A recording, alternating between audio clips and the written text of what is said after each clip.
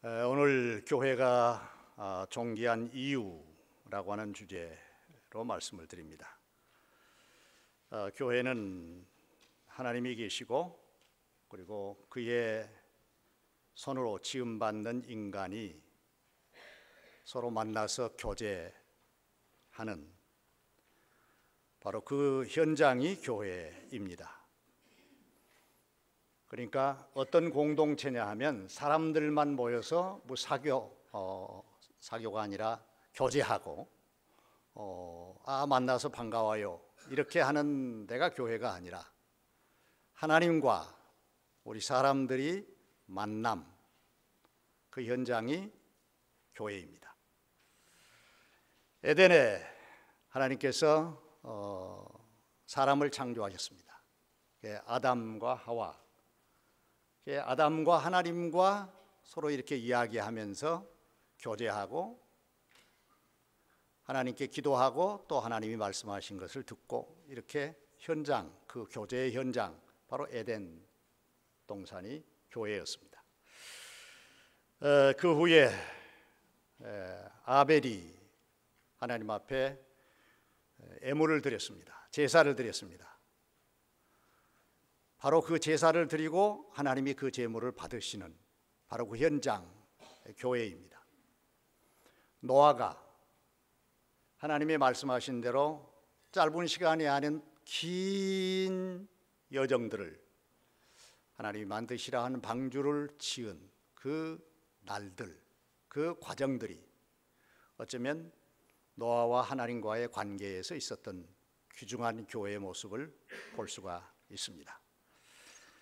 그 다음에 이스라엘 백성들이 애굽으로 갔다가 400년 이상 시간이 지나면서 아주 많은 민족이 돼서 모세의 인도 아래 광야로 나왔습니다. 광야에서는 다른 것이 없습니다. 하나님의 인도밖에 없습니다. 바로 그곳이 민족의 교회로 시작을 하게 된 거예요. 그래서 하나님을 중심으로 모시게 되는 그런 어떤 형체가 필요하셔서 하나님은 성막을 짓게 했습니다. 그 성막 안에서 특별히 부름받은 자들이 하나님과 교제하고 하나님이 주시는 명령과 말씀을 받아서 백성들을 이끌어 나갔습니다.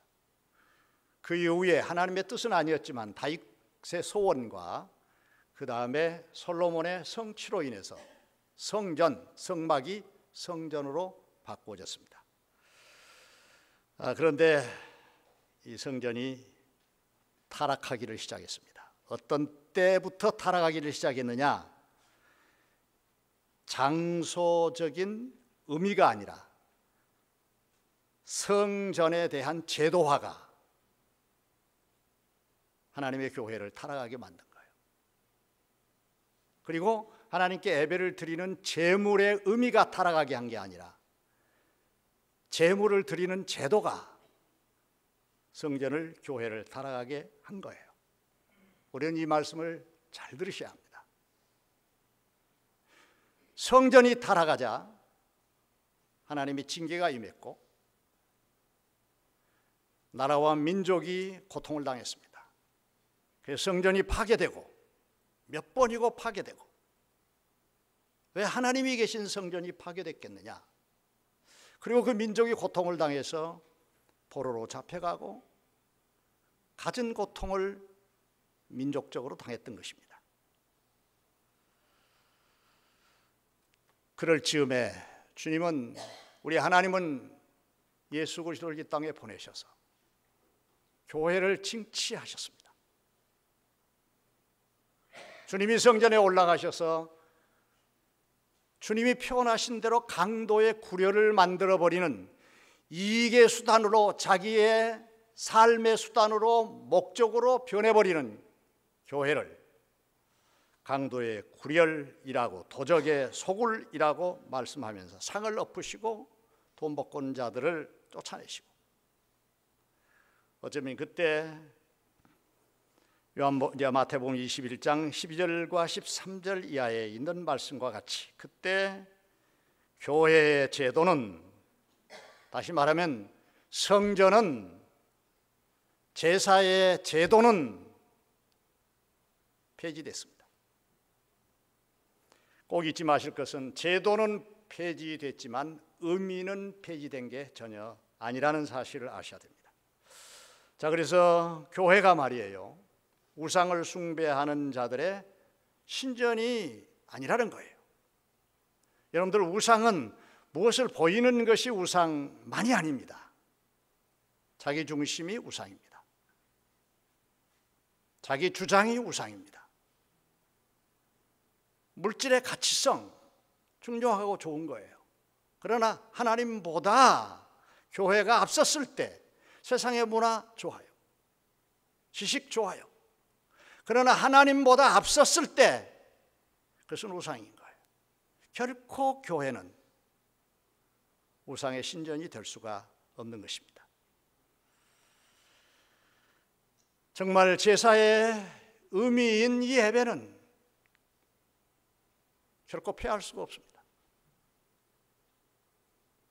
성전, 곧 하나님을 믿고 하나님을 따르고 하나님 앞에 향한 오직 그 일념으로 모여지는 그 공동체 폐지될 수가 없어요. 그래서 여기에 교회를 향해서 바울 선생은 이렇게 말하고 있습니다. 로마서 12장 1절에 너희 몸을 하나님의 산 제물로 드려라. 오늘 예배가 그런 예배가 되기를 주의 이름으로 축복합니다. 제물입니다. 살아있습니다. 우리는 살아있잖아요. 살아있지만 하나님께 드리는 제물, 하나님 것, 내 주장이 아니라 주님의 주장, 나의 옳고 그름의 판단이 아니라 주님의 말씀의 잣대에 의해서 옳고 그름의 판단을 듣고 주님의 것입니다, 주님의 뜻입니다 라고 바로 정의할 수 있는 그 삶, 예배라는 거예요.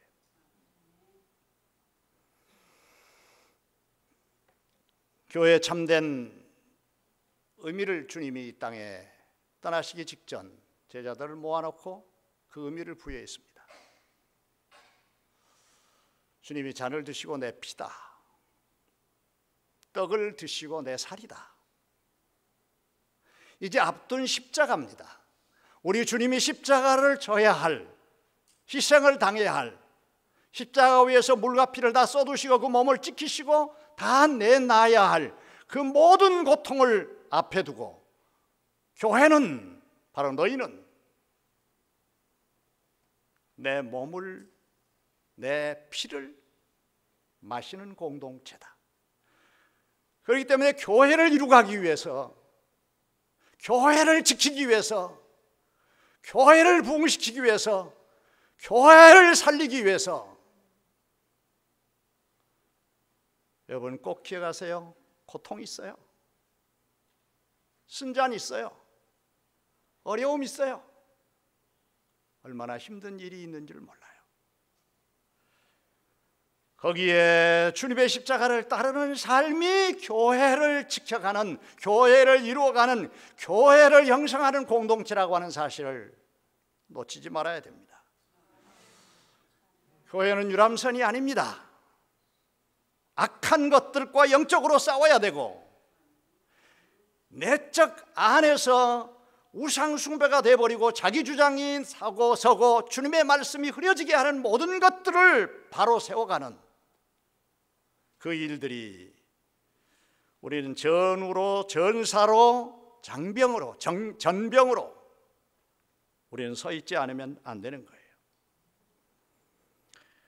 오늘 본문의 말씀은 똑같은 의미가 부여되어 있습니다. 사도 요한이 밤모섬에 유배를 갔습니다. 아무리 죽이려고 해도 죽지가 않으니까 풀한포기 없는 저 섬으로 유배를 보낸 거예요. 거기서 살다가 죽어라.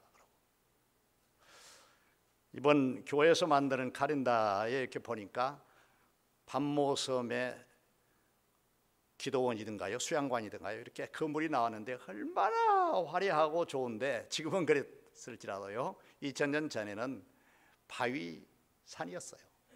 바위만 있는 곳이었어요. 그곳에 사도 요한이 갔어요. 고통이에요. 처절하게 죽을 수밖에 없는 그런 환경이에요. 그런데 주님의 십자가의 능력으로, 꼭 잊지 마세요. 주님의 십자가의 능력으로 바울에게 사도 요한에게 성령이 임하십니다. 하늘 문이 열립니다. 앞으로 말일에 되어질 애언을 하나님이 요한에게 주십니다. 그게 기록한 게 요한계시록입니다. 무엇을 보여주셨느냐? 심판을 보여줬습니다. 종말에 일어날 심판, 그리고 이 심판 뒤에 다시 오실 주님. 여기에 딱 요한계시록에서 하나 꼬집어서 내놓을 수 있는 단어라고 한다면 말일 성도들에게 깨어 있으라고 하신 말씀입니다. 깨어 있어라, 깨어 있어라 라고 주신 애언이에요. 자, 누가 심판을 면할 것인가? 깨어 있는 자입니다. 누가 깨어 있는 자인가? 요한계시록 전체에서 나오는 말씀 중에 하나의 핵심이 누가 깨어 있는 자냐? 말씀을 붙들고 말씀을 먹고 말씀과 함께 살고 말씀에 서 있는 자다. 믿으시면 아멘. 그 사람이 깨어 있는 자입니다.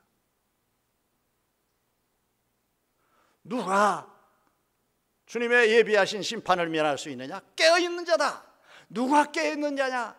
말씀 가운데 거하는 자다 라고 하는 것이 전체적인 내용이라고 말할 수가 있겠습니다. 그래서 마지막 장인 22장 7절에 보세요. 보라, 내가 속히 오리니 이 두루마기에 애언의 말씀을 지키는 자. 그 다음에 10절에도 그렇게 되어 있어요. 14절에도 그렇게. 두루마리, 그때 당시는 두루마리에다 하나님의 말씀을 적었거든요. 말씀이에요. 하나님의 말씀이에요. 자, 하나님의 말씀을 붙들고 사는 자가, 하나님의 말씀 위에 사는 자가, 말씀을 가지고 삶을 이기고 승리하는 자가 교회를 지킨다, 교회를 이룬다, 교회를 부흥시킨다, 교회에 하나님의 일꾼으로 쓰신다, 이 얘기예요. 말씀이 가득한 심령, 시련을 이겨요. 말씀이 가득한 심령, 하나님이 주시는 힘을 따라서 마지막까지 죽도록 충성하는 자예요. 점검해 보셔야 돼요. 오늘 이 시간 나와 계시지만 여러분들 안에 하나님의 말씀이 역사할 수 있도록 나를 내려놓으시고 계시는가? 나를 꼭 붙들고 계시는가? 내가 가득 차 있는 내 심령 속에 하나님의 말씀이 천사가 와서 설교를 해도, 아니 이단에 예수님이 오셔서 말씀을 해도요, 내 안에 다른 게 차 있으면 들어가지가 않아요. 내 삶에 마찬가지예요. 우리 전체의 삶이 예배라고 한다면 한 주간 지금까지 우리의 삶 속에 누가 차 있느냐, 누가 주장하냐, 누가 주인이냐? 교회냐? 아니면 우리 가운데 세상이 들어와서 역사하는 혼합된 삶을 살고 있는가? 우리는 금방 알 수가 있는 거예요. 여러분, 교회에 오셔서 실망스럽습니까?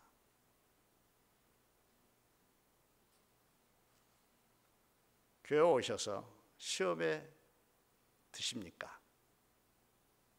두 가지를 꼭 놓치지 마세요. 그것은 교회 제도나 예배나 그것보다도 첫째, 사람 때문이에요. 왜 사람 때문이죠? 나하고 연관된 거예요. 그럼 내가 살아있는 거예요. 그러니까 나하고 연관되니까 주님하고 연관을 잘 안 시켜요. 꼭 나하고 연관을 시키는 거예요. 사람 때문에. 사람 때문입니까? 나 때문이에요. 두 번째, 교회에서 시험 듭니까? 교회에 문제가 있다고 생각을 하십니까? 있습니다. 문제투성이에요. 다 다 문제가 있으니까 그 문제 있는 사람들이 모이는 공동체인데 왜 문제가 없겠어요? 교회에 문제가 있습니까? 거기에 하나 생각하세요. 자기 주장으로 그 문제를 보기 때문입니다. 자기 주장으로. 지난 금요일 날 우리 전사님이 오셔서 차장 집회를 했어요. 여기서 보다도 저 회중석에 앉아 있으면 이 음향이 잘 맞지가 않아요. 그래서 너무 컸어요. 막 부담스러울 정도로 컸어요. 귀가 아팠어요. 그런데 찬양의 기준을 맞췄어요. 은혜의 분위기로 기준을 맞췄어요. 그러더니 괜찮아요. 무슨 얘기인지 아시겠습니까? 자기 기준으로 사실이에요. 너무 큰 거예요. 아픈 거예요. 여러분, 교회에서 우리가 누구 주장으로 생각하고 기준을 맞추느냐는 거예요. 교회는 주님이 중심입니다. 할렐루야. 다른 것 중심으로 세우면 안 됩니다. 꼭 시험에 듭니다. 상처받습니다. 오늘 교회가 존귀한 이유, 본문에서 두 가지를 우리는 생각하면서 다 같이 큰 소리로 따라 하십시다. 교회는 존귀하다. 전제하시고 이 말씀을 들으셔야 합니다. 교회가 존귀한 이유, 16절. 나 예수는 교회를 위하여 내 사자를 보내어 이것들을 너희에게 증언하게 하였노라. 중요한 말입니다. 나 예수는 교회를 위하여 사자를 보내어. 주님의 사자가 교회에 있기 때문에 존귀합니다. 누구의 사자요? 우리가 투표해서 얻은 담임 목회자요? 아니에요. 주님이 보내신, 나 예수가 보낸 사자, 잊지 마세요. 사자의 사명은 그 다음에 계속 나옵니다마는 하나님의 말씀을 전하기 위해서. 그러니까 말씀이 나하고 안 맞으면 목사하고 틀어지기 시작합니다. 그렇습니까? 맞는 얘기입니까? 나한테 충격을 주고 정말 나를 괴롭게 하고 시간마다 내 심령을 후벼 파는 아픔을 주는 말씀이야. 어쩌면 그렇게 나를 잘 아는지 모르겠어. 싫습니까?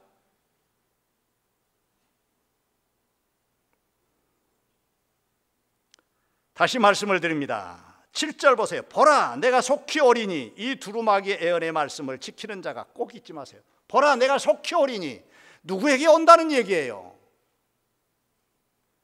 나에게 온다는 얘기예요. 두루마리의 말씀을 지킬 때까지 계속 그 말씀은 화살처럼 비수처럼 되게 박히는 거예요. 기도하라 해야 되는 그 심령 속에 기도의 말씀이 막 박히는 거예요. 정신없이 살아가는 삶 속에서 정신을 차리고 주님께 집중하고 주님께 정신을 차리라고 하는 말씀을 하면 내게 화살처럼 박히는 거예요. 그래서 싫어요.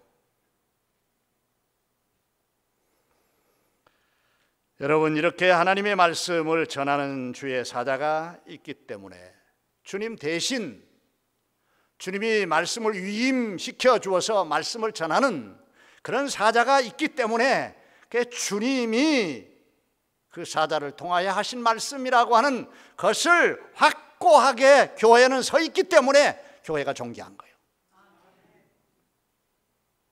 그냥 위로해주고 그냥 그렇게 하는 게 아니잖아요. 교회가 주님의 말씀 위에 서 있는 것이잖아요.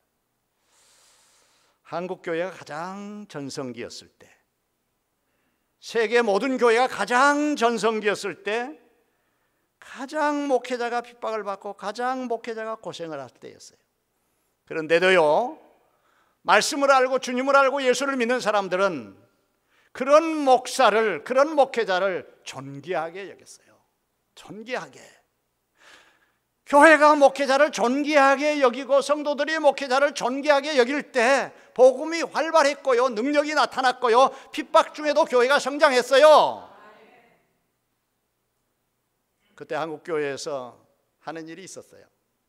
성미, 밥할 때 한 줌의 쌀을 집어넣은 거예요. 그게 일주일 동안 모은 것을 교회로 가지고 온 거예요. 누구에게? 목회자의 식량으로 한 거예요. 무엇을 의미한 거예요? 목회자는 내 집안 한 식구인 거예요. 농사를 지어도 첫 곡식, 첫 열매, 목회자에게. 좋은 것은 목회자에게. 교회가 부흥했어요. 믿는 자가 날마다 더해갔어요. 무슨 얘기를 제가 드리고 싶으냐 하면요, 목회자가 요즘 너무 많아졌고 너무 타락했고 너무 잘못돼서 대체적으로 우리 믿는 사람들의 의식 속에 7, 80%가 목사? 그러면 고개를 절레절레 흔들어요. 저는 운동하는 식구들에게 교회 다니지 않는 사람도 있어요. 저를 목사라고 부르지 못 부르게 해요. 그냥 미스터 강 그래. 나는 은퇴한 사람이야. 목사라고 부르지 마. 아이 또 이 의식이 없는 사람들이니까 저기서 만나도 강 목사라고 또 부르는 거야. 부담스러워요.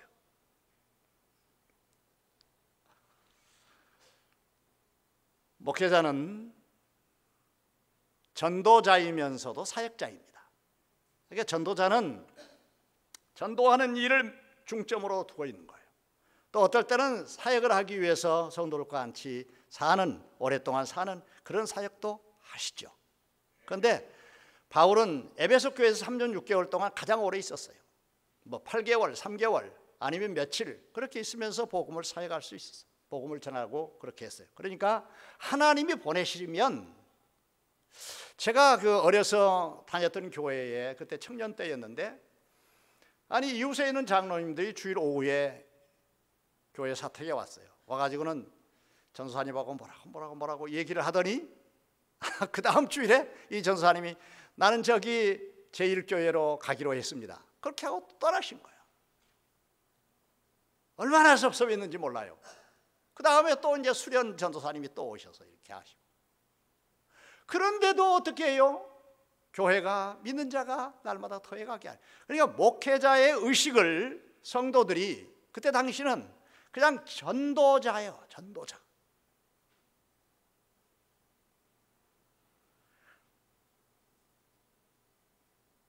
물론 그런 의미와 함께 우리는 중요하게 여길 부분도 있죠. 그런데 우리는 중요하게 여길 것을 존귀하게 교회를 여긴다면 목사를 존귀하게 여김이 우리 가운데 그래도 있어야 되는 거예요. 제가 처음에 이곳에 부임하니까 어떤 집이 신방을 갔어요. 대뜸 두 번째 신방인가 그랬을 거예요. 두 번째 집, 두 번째 그 집을 간 게 아니라 첫 번째 신방을 갔는데 나를 대놓고 하는 말이, 목사 XX는 모두가 다 지옥 갈 자식들이야. 그때 당시는 제가 별로 충격을 안 먹었어요. 왜 그랬는지 모르겠어요. 하나님의 은혜예요, 그것도. 근데 그 다음에 생각하면 생각할수록 그 말이 내 마음 가운데 잘못된 것으로 박힌 것이 아니라 은혜로 남아있는 거예요. 맞습니다. 지옥 갈 XX야. 그러나 맞는 게 아닙니다. 다 그렇지는 않으니까. 얼마나 목사 때문에 실망을 당했으면, 실망이 컸으면, 얼마나 목사 때문에 상처를 받았으면 저런 얘기를 할 것인가. 그러나 그건 10분의 1도 안 될 거예요. 목사는 말씀에 의해서 사명을 갖고 시작을 했고 말씀으로 진행하는 주님이 보내신 사자. 우리는 그런 생각을 가져야 은혜를 받습니다. 우리 한마디 꼭 따라하고 가십시다. 목사는 주께서 보내신 사자다. 아닌 것은 아닌 것이지만 그 모토가, 그 자세가 우리 성도들에게 있어야 은혜가 되는 것이지. 그런데 가만히 봤어요. 목사를 되게 비평하고 목사를 되게 욕하는 사람 있잖아요. 거의 그렇습니다. 마음이 강팍해요. 마음이 강팍해. 마찬가지입니다. 성도들을 욕하고 비방하는 사람들 가만히 보면요, 맞습니다. 뭐가 맞아요? 마음이 강팍하다는 거. 강팍해요. 맞다고 얘기하잖아요.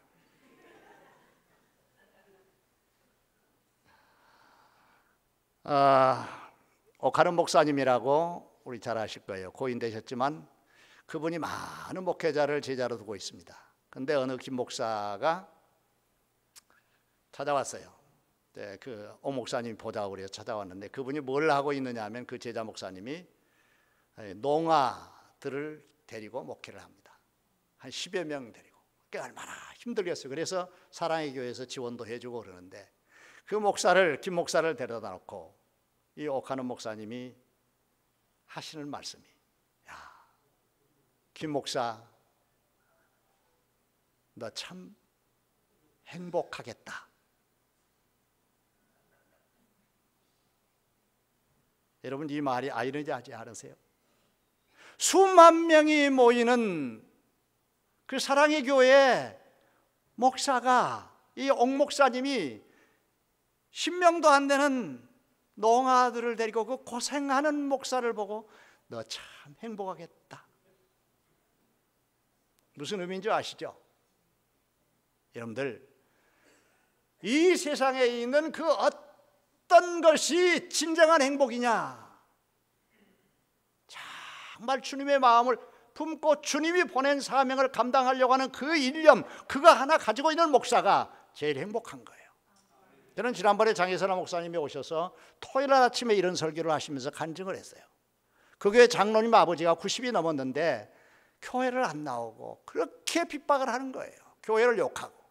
그런데 그 어르신이 무슨 상처가 있었느냐 하면은 주일학교 때 교회를 나갔는데 교사가 자기를 미워하고 다른 사람을 편애하는 거, 그의 상처가 된 거예요.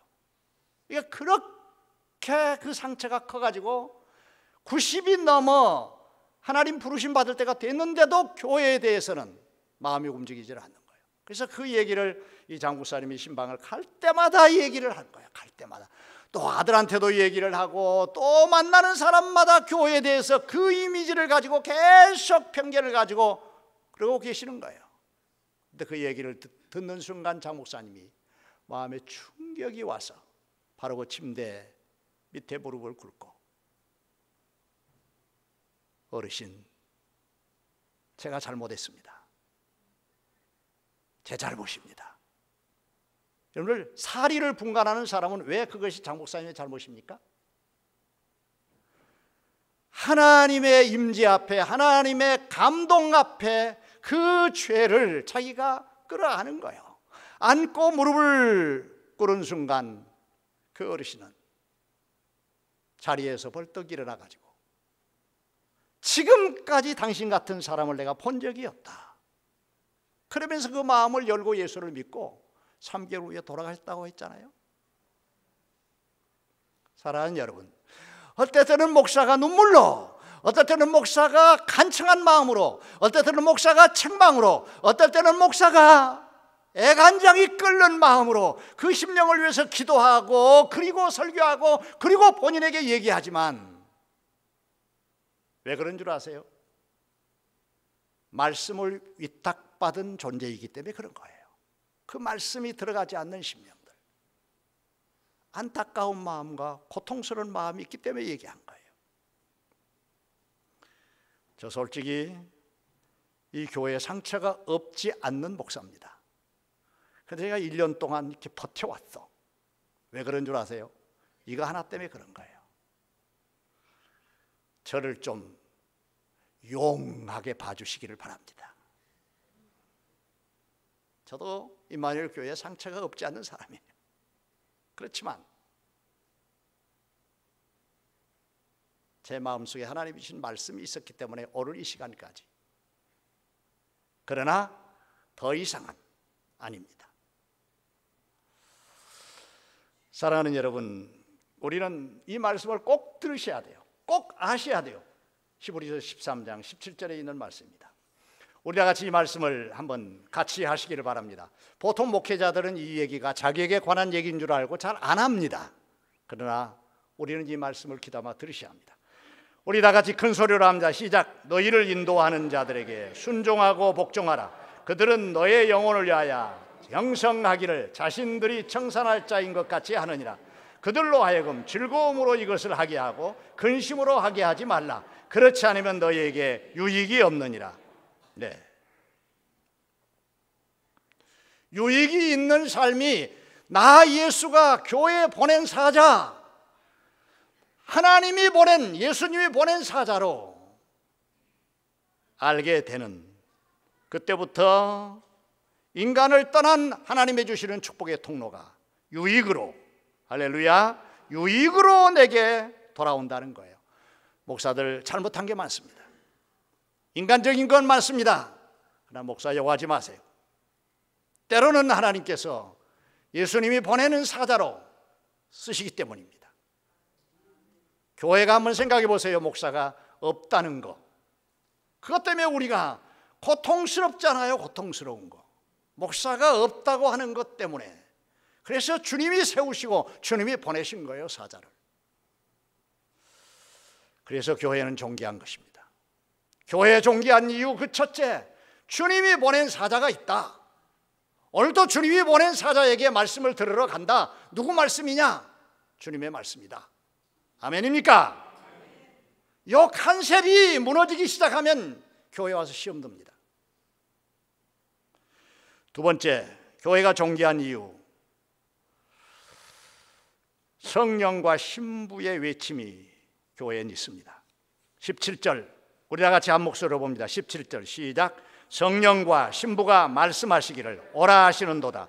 듣는 자도 오라 할 것이요 목마른 자도 올 것이요 또 원하는 자들은 값없이 생명수를 받으리라. 예, 여기 성령은 교회 시대에 활발하게 역사하신 우리 주님이 약속하신 성령, 바로 하나님이십니다. 바로 주님이십니다. 이 성령이 우리와 함께 계시고 이 교회에 계십니다. 아멘입니까? 그런데 신부라고 그랬어요. 신부. 여기 보면 성령과 신부가 말씀하시기를, 성령과 신부를 동일시하게 존칭어를 썼어요. 말씀하시기를. 왜 그런지 아세요? 주님의 신부는 예수님과 하나 된 성도입니다. 왕의 아내는 왕후입니다. 믿으시면 아멘. 여러분들 안에, 내 안에 성령이 계시고 성령이 계시면 주님의 신부입니다. 그 속에 하나님의 말씀이 있고 그 하나님의 말씀을 그는 바로 전하게 되는데, 그 다음에 보세요. 뭐라고? 오라! 라고 외치는 거예요. 이게 성령께서, 성령의 충만한 성령의 임재 아래 예수님의 신부가 된 교회의 사명이에요. 오라! 목마른 자도 오고 또 누구도 오라? 원하는 자도 오고 생명수 마시러 와라. 이 교회의 사명이에요. 성령께서 원하심이 우리 신부들인 성도들의 심령 속에 성령으로 동일하게 역사하실 때 교회는 전도의 눈이 열립니다. 선교의 눈이 열립니다. 교회를 왜 임마누엘 교회를 35년 전에 얘기 주었느냐? 오라고. 목마른 자가 와라. 값없이 생수를 마시게 하리라. 그러니까 교회에, 임마누엘 선교교회에, 놓치지 마세요. 임마누엘 선교교회에 기관을 주셨어요. 그 기관이 선교회예요. 선교회. 다 같이 따라하십시다. 우리 선교회. 베드로 선교회, 바울 선교회, 리브카 선교회, 한나 선교회, 선교요. 선교가 뭐예요? 오라 그 말이에요. 오라. 죄 있는 자, 수고하고 무거운 짐진 자, 목마른 자 다 오라 라고 부름의 공동체를 만들어 놓고 선교회라고 조직한 거예요. 믿으시면 아멘. 그 선교회에서 하는 일이 뭐예요? 전도하는 일, 선교하는 일, 어떻게 하면 영혼 구원하는 일에 대해서 몰두해야 할 일이에요. 그래서 그 일을 위해서 기도하고, 아멘 안 해? 정말로 그렇게 해야 돼요. 그 영혼들을 붙들고 기도하고, 어떻게 하면 우리 선교회가 그 일을 온전히 이룰 수 있을 것인가 연구하고, 그 일을 위해서 몰두하는 선교회, 사람 얘기하지 않아요. 원망하지 않아요. 왜냐하면 틈바구니가 없어요. 오라 하는 그 선교의 일에 우리가 부름을 받았는데, 거기에 목적이 있는데 그 일하라고 모였는데, 그 일하라고 하나님께서 당신의 자녀로 삼으시고 성령의 신부로 삼아주셨는데 딴 데 들어갈 틈이 없어요. 원망하고 시비할 일이 없어요. 그 일을 하라고. 좀 못 먹어도, 조금 엉성해도 그 일을 하라고 교회를, 할렐루야, 35년 전에 여기 세우신 거예요. 그 일 제대로 감당 안 하면 자꾸 다른 일이 생기잖아요. 니파네파가 생기고. 더 이상 벌거벗기는 얘기는 안 할 테니까 알아서들 하셔. 그래 자꾸 다른 일이 생기잖아요. 그 일에 몰두하지 않으니까, 그 일을 위해서 오로지 그렇게 하니까 그 일에 대해서 관심이고, 그 일에서 좀 앞으로 나가는 사람들을 자꾸 바짓가랭이를 잡으면 안 돼요.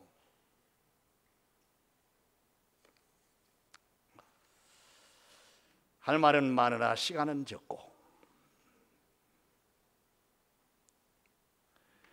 그런 공동체이기 때문에요, 저는 그래요. 교회 욕하는 사람 용서가 안 돼요.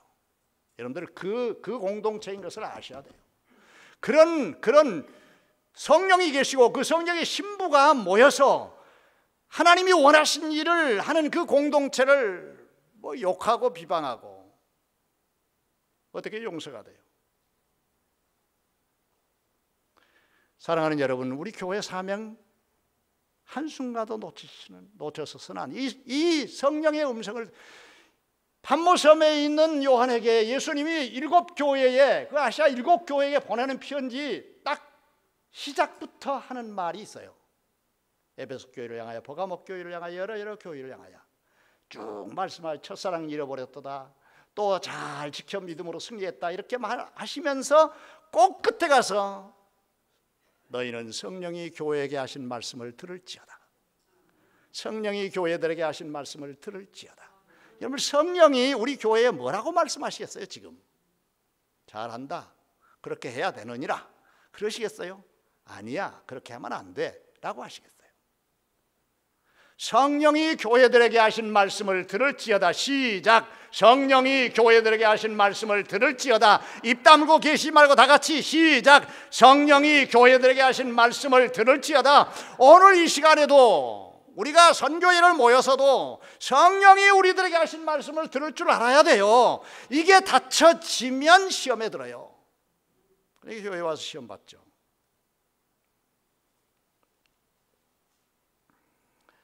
여기에 정신이 하나도 없어야 돼요. 교회가 전도하고 선교하는 일에, 영혼 구원하는 일에 주님이 오라 그 부르심에 대하여 감동과 감화가 뜨거워서 여기에 정신이 하나도 없는 그 공동체가 주님의 교회예요. 그러니까 그 정신이 하나도 없는 자가 뭐예요? 등불 들고 있는 거예요. 오직 신랑, 오직 신랑. 그러니까 슬기로운 처녀라고 하는 거예요. 여러분, 그 일을 위해서 우리의 몸과 마음과 정성이 오직 거기에 기울이는 사람의 사업, 그 기울이는 사람들의 육체, 그 기울이는 사람들의 후대, 그 기울이는 사람들의 삶, 하나님이 책임져 주십니다. 할렐루야. 딴 것에 정신 팔리고 무엇이 잘 되는가를 잘 분간하지 못하기 때문에 그러는 거예요.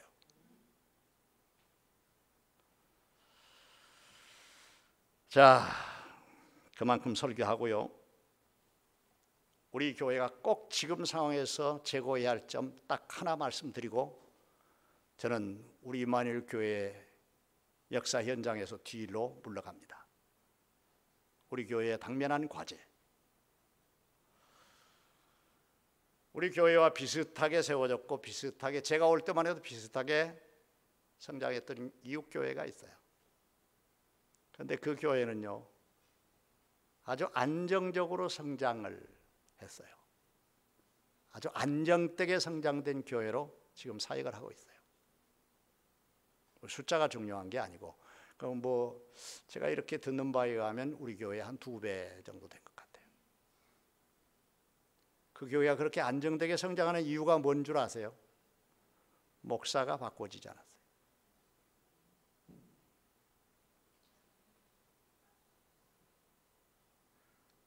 목사 자주 바뀌면요, 교회가 성장할 수 없어요.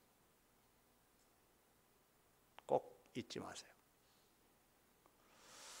우리 교회의 문제점, 투표입니다. 이상하잖아요. 우리 임직자를 세우자 그러면 다 되는 거야. 목사에 대해서 투표하자 안 되는 거예요. 왜 그런 이유를 아세요? 알지만 제가 얘기 안 해요. 제가 오기 직전에 사역했던 그 목사님이 위임 투표를 해서 안 됐어요. 그러니까 나가셨어요. 그러면 안 돼서 나가신 것뿐인가? 교회가 디바이드된 거예요. 제가 와서 한 2년 있다가 임기 때문에 또 투표를 했어요. 65세를 70세로 하자. 안 됐어요. 그래서 제가 한 3년 텀을요, 레임덕으로 살았어요. 왜 그런 줄 아세요? 내가 이렇게 신임받지 않는 목회를 여기서 한다는 것은 죽을 맛인 거예요. 그러다가 1년, 은퇴하기 1년 전에 제가 두 날개라고는 영성 프로그램을 만났어요. 그래서 회복해가지고 제가 정말 은혜 가운데서, 여러분들은 그걸 느꼈는지 몰라도 저는 은혜 가운데서 마무리를 했어요. 그 다음에 또 투표를 여러분들 겪었죠? 2번이나 했어요. 안 됐어요. 제가 여기서 극적으로 말씀드리고 싶은 것은요, 투표는 뭐예요? 옳고 그른 게 아니에요. 옳고 그른 게 아니라 흑이냐 백이냐를 구분하자는 거예요. 그러면 교회 안에 흑백이 분명해야 되느냐? 아니에요. 아프지만 쓰리지만 그냥 가는 거예요, 교회가. 얘기가 맞을지 안 맞을지 모르지만 여러분들 부모님에 대해서 우리 형제들이 7명이 있는데 5명이 있는데, 자, 우리 부모가 될지 안 될지 투표하자. 그런 가정 없어요. 그런 가정 없다고요. 저는 우리 교회가 말이에요, 이 70세로 하는 부분이 지금 가장 적기예요. 목회자가 누가 딱 오잖아요, 그러면 안 되는 거예요. 옳다 그르다. 여러분, 목회자를 놓고 어떤 일이든 간에 그 목회자를 놓고 투표를 하면 돼도 안 돼도 데미지가 오는 거예요. 왜냐? 되면 안 좋은 사람들이 수면 위에 뜨는 거예요. 이런 일들을 왜 교회에서 계속 하느냐는 거예요. 다시 말씀을 드립니다. 목회자에 대해서 투표를 하지 않는 방법이 얼마든지 있어요. 아니, 외부에서 우리 담임 목사를 청빙하는 일은 과정을 거쳐야 되죠. 내가 지금 얘기하고 있는 것은 지금 교회에서 사역하고 있는 목사를 투표하지 말라는 거예요. 이것을 저는 분명하게 제가 상처를 받았기 때문에, 제가 분명하게 아픔이 있었기 때문에 지금 현재 있는 목회자에 대해서 투표하지 말자. 투표하면 난 그만둔다. 어쩌면 투표할 수 있게 될지도 몰라요. 아파요. 나는 더 이상 그 일에 대해서 참여하고 싶지가 않아요. 왜 그러는가는 여러분들이 너무나 지혜롭게 현명하게 판단하실 거예요. 있는 목회자를 투표하지 마세요. 교회에도 상처고 되든 안 되든 본인에게 상처예요. 그래서 내가 전에 그렇게 말리는 거예요. 하지 마라. 교회가 지금 우리끼리 있으니까 그러지 상처를 겪어왔잖아요. 또 상처 내서는 안 돼요. 더 나누어져서는 안 돼요. 다 함께 갈 수 있는 일이 어렵고 힘들어요. 그러나 그런 일을 위해서 표면으로 수면 위에 뜨게 하는 일은 교회에서 아니에요. 사랑하는 여러분, 제가 이렇게 자꾸 얘기하니까 뭐 저에게 전부 다 화살을 돌리는 거냐. 무슨 화살을 돌리는지 여러분들 아시죠? 전 교회를 생각해서 그러는 거예요. 전 사역자를 세우는 일에 있어서 그 일을 생각해서 그러는 거예요. 아파봤기 때문에. 저는 이상하게 지금까지 목회를요, 이런 그 디바이된 교회들을 계속 거쳐왔어요. 어떤 정당한 일이고 아닌 일이고 간에 드러내서 하면 교회는 점점 어려워지는 거예요. 다 같이 따라 하십시다. 묻고 갑시다. 좀 큰 소리를 해요. 묻어두고 갑시다. 묻어두고 가야 할 일이 교회 안에 너무나 많은 거예요. 우리 주님이 알곡인지 가라진지는 구분할 것입니다. 다시 말씀으로 돌아갑니다. 존귀한 교회입니다. 주님의 피가 있고 주님의 살이 있고 흐르는 역사가 있는 교회입니다. 왜? 주님이 보낸 사자가 있으니까. 왜 교회는 존귀합니까? 성령 대신 우리 주님과 같이 결혼한 하나가 된 신부들이 있기 때문에 우리 교회는 존귀합니다.